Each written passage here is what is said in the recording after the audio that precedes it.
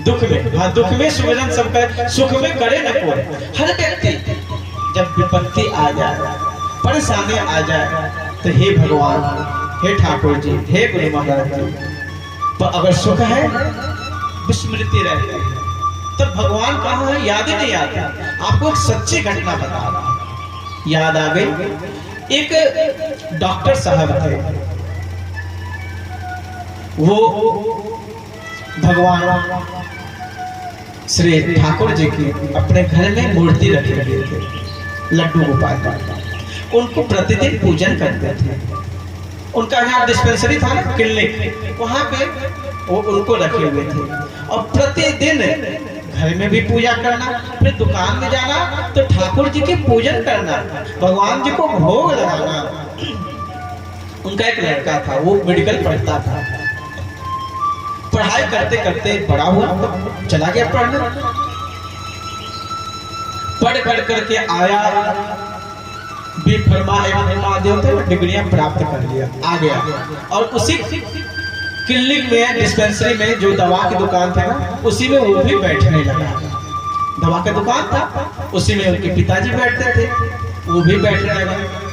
तो पिताजी जाए और भगवान की पूजा करे ना, तो कभी कभी भेल भेल, अरे क्या पिताजी करते हो, आते हो यहाँ में घंटे, ये सब घर में करो ना, यहाँ क्या दिखाते हो पूजा पाठ, ये वो। पूरा साइंस पढ़ लिया था ना, बुद्धि ऐसा हो गया, करे भगवान ये सब भोग है। तो वो व्यर्थ कर जाता, पिताजी क्या करते हो, भगवान की पूजा करते हो, यहाँ घंटे हिलाते हो, अगरबत्ती दिखाते हो, घर में करते हो, फिर यहाँ करते हो। कहा बेटा ऐसा नहीं कहते, अरे ठाकुर जी हैं, भगवान जी हैं, इन्हीं की कृपा से तो मैं जो दवा देता हूँ ना, उस दवा के साथ साथ इनकी दुआ जाती है और लोग खुश हो जाते हैं, स्वस्थ हो जाते हैं, प्रसन्न हो जाते हैं, तभी तो लोग आते हैं, ये इनकी कृपा है। क्या बाबा, पिताजी ऐसा नहीं है, ये दवा का प्रभाव है, छोड़ो ना, क्या आप भी। वो तर्क करता था। खैर धीरे धीरे समय व्यतीत हुआ, बीतता गया। एक दिन वो जो डॉक्टर साहब थे, उनके पिताजी, वो बीमार हो गए, अस्वस्थ हो गए। अंत में उन्हें लगा कि अब मैं बचूंगा नहीं। अपने बच्चे को उपदेश देते हैं, क्या कि बेटा, आज तक तू मेरे ठाकुर जी को नहीं माना, कोई बात नहीं, मत मानो बेटा। जब तुम्हारे जीवन में ऐसी समस्या आ जाए, जब तुमको कहीं कोई रास्ता नहीं मिले, तुम इस तरह से घिर जाओ कि अब तुम्हें लगे कि तुम्हारे जितने भी परिवार के लोग हैं अथवा समाज के लोग जिस पर तुम अपना भरोसा करते हो ना, तुमको लगे कि अब ये सब भी सरेंडर कर जाएंगे, कहीं किसी का कोई नहीं चलने वाला। बेटा मेरे ठाकुर जी बैठे हैं, मैं ये नहीं कहता कि तू पूजा कर, मैं नहीं कहता तू भोग लगा, तू नहीं करता है मत कर बेटा, मेरी आस्था मैं करता हूँ। पर एक बात जरूर है कि जब तुम्हें तुम्हारे जीवन में ऐसी आ जाए ना स्थिति, परिस्थिति बन जाए, तो तुम मेरी एक बात मान लेना, मेरे ठाकुर जी बैठे रहेंगे, बस उनसे तुम कह देना कि ठाकुर जी मेरे इस दुख से आप उबार दो। एक पिता अपने पुत्र को ये नहीं कि तुम करो, ठीक है नहीं करते हो, लेकिन एक बात बता के गए कि ठाकुर जी जब तुम्हारे जीवन में कहीं कोई रास्ता ना दिखे ना, तो इनसे कह देना, ये जरूर कोई ना कोई रास्ता निकालेंगे।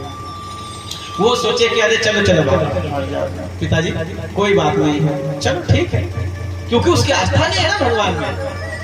खैर जीवन है, और जीवन में, आपके जीवन में, हमारे सबके जीवन में कभी न कभी वो समय भी आता है जब हम अपने को केवल अकेला महसूस करते हैं। ऐसी स्थिति में महसूस करते हैं कि जहां केवल और केवल परमात्मा ही कुछ कर सकता है, बाकी संसार के लोगों की कोई ताकत नहीं है।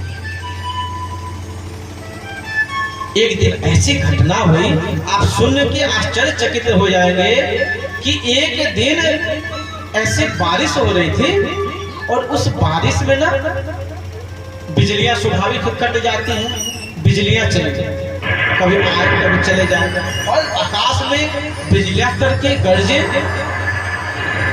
अब बिजली का कनेक्शन आदि सब बंद, इन्वर्टर जो है वो पहले से बंद, दिन भर चला बंद था, अंधेरा हो चुका था। क्लिनिक है ना डिस्पेंसरी, उसको थोड़े देर खोलना ही पड़ता है, पता नहीं कब कौन आ जाए। तो बैटरी, अब लाइट नहीं थी, वो जैसे तैसे बैठा था, कभी आ जाए लाइट कभी चली जाए, ऐसे देख करके बड़ा दुखी था। इतने में बारिश रिमझिम रिमझिम से हो रही थी। एक छोटा सा बच्चा एक हाथ में कुर्जी लिए आया और आकर के दौड़ता हुआ उधर से आया, कहा डॉक्टर साहब, डॉक्टर साहब। उसने कहा क्या बोलो? कहा ये आपके पास दवा है क्या? उसने देखा और वो दवा, उनको पता होता है मेडिकल वालों को, यहाँ पे मैंने ये रखा, यहाँ पे तो अंधेरा सा था ही, तो ऐसे वो अपने उससे देख करके और शीशी को समझ गया, कहा कि हाँ ये है, और गया और जाकर के जहाँ वो दवाई रखी होती है ना, वहां से उठाया और उस बच्चे को दे दिया। वो बच्चा दौड़ता हुआ लेकर के निकल पड़ा। इतने में लाइट आई,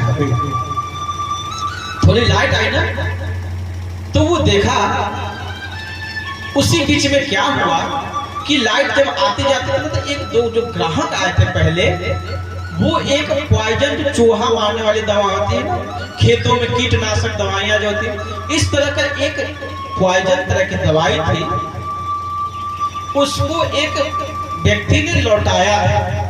लाइट तो थी नहीं, तो वो क्या किया कि सोचा कि चलो इसको अभी यहाँ रख देते हैं, और जब लाइट आएगी ना तो इसको उस जगह पे रख देंगे। और तब तक बैठा था, उसी में एक दो ग्राहक आया, याद भूल गया, वो दवाई वहीं रखा था और वहीं से उठा करके उस बच्चे को दवाई दिया, क्योंकि उसी पे रखता था। पर गलती से क्या हुआ कि जो पॉइजन थे ना, वो पॉइजन वाली शीशी उठा करके उसकी गलती से, उसको था कि इसको उठा के कहीं और रखना है, वो भूल गया, दिमाग से उतर गया उसकी बात, और वही दवा जो पॉइजन था वो उस बच्चे को दे दिया। और वो बच्चा आया था रोता हुआ कि मेरी माँ बड़ी सीरियस है, मेरी माँ की तबीयत बहुत खराब है, डॉक्टर ने कहा कि जल्दी से अगर ये दवा मिल जाएगी तो तुम्हारी माँ बच सकती है। छोटा सा बच्चा रोता, डॉक्टर साहब ये मेरी माँ की तबीयत खराब है, दे दो। और जब लाइट आई तो देखा कि दवा तो देनी थी कोई और नहीं, तो गलती से ये दवा दे दी। अब क्या हुआ? वो घबराया, अरे ये मुझसे बहुत बड़ा अपराध हो गया, अब क्या होगा? अब तो वो बच्चा अपनी माँ को पिलाएगा और मर जाएगी उसकी माँ, ये तो बहुत गड़बड़ हो गया, अब कैसे करें, क्या करें? ऐसा सोचता सोचता उस बच्चा कहाँ से आया था ये भी नहीं पता है।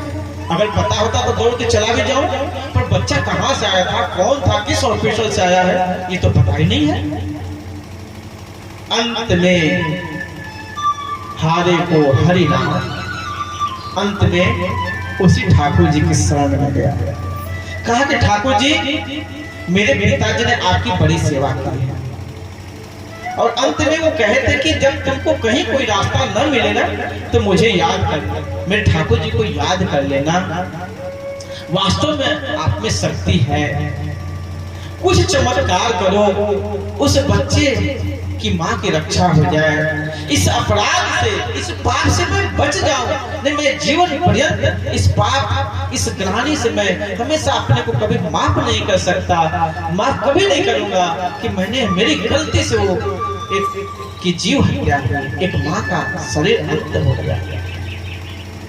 ठाकुर जी अब मैं आपकी शरण में हूँ, और बार बार उनसे आग्रह करने लगा, प्रार्थना करने लगा। और देखिए भक्ति की शक्ति कैसी होती है। अब कुछ होना था, कुछ पता नहीं, कोई कहीं का कुछ लिंक कुछ समझ में नहीं आता कि क्या करना है। ठाकुर जी ने क्या अपनी लीला की, वो बच्चा जो दौड़ के जा रहा था वो पुनः वापस आया और दौड़ता हुआ एकदम हाँफता हुआ, और हाथ में उस शीशी लिए हुए, और हल्का सा उसके आंखों में आंसू है, गला रुंधा हुआ है। डॉक्टर साहब, डॉक्टर साहब वो आपने जो दवा दी थी ना वो दवा दे दो। अरे वो तो आश्चर्यचकित, और देखा अभी ठाकुर जी को प्रार्थना कर रहा है और वो बच्चा पहुंच गया। डॉक्टर साहब आपने जो दवा दी थी ना वो दवा दे दो ना, पर मेरे पास पैसा नहीं है, मैं कभी ना आपको जरूर ला के दे दूंगा, मेरे माँ के प्राण की रक्षा कर लो। डॉक्टर साहब वो दवा दे दो। ये आवाज कान में पड़ी, वो पूजा कर रहा था, देखा अरे ये तो उस बच्चे की आवाज है। पीछे मुड़ के देखा तो वही बच्चा। अरे अभी तो मैंने इसको दवा दी थी, फ्री दवा देने आ गया। देखा उसके हाथ में वो शीशी फूटी हुई थी। कहा कि बेटा तुम यहाँ कैसे आ गए? कहा डॉक्टर साहब माफ कीजिएगा, मेरे पास पैसा नहीं है, मैं तो दौड़ के जा रहा था ना, ये बारिश में तो मेरे पैर फिसल गए और वो दवा जो आपने दी थी ना वो फूट गया, गिर गया और मैं पुनः आया हूँ और आप मुझे वो दवा दे दो। बोलो सच्चिदानंद भगवान की, भक्तवत्सल भगवान की ऐसे रक्षा करते हैं मेरे ठाकुर।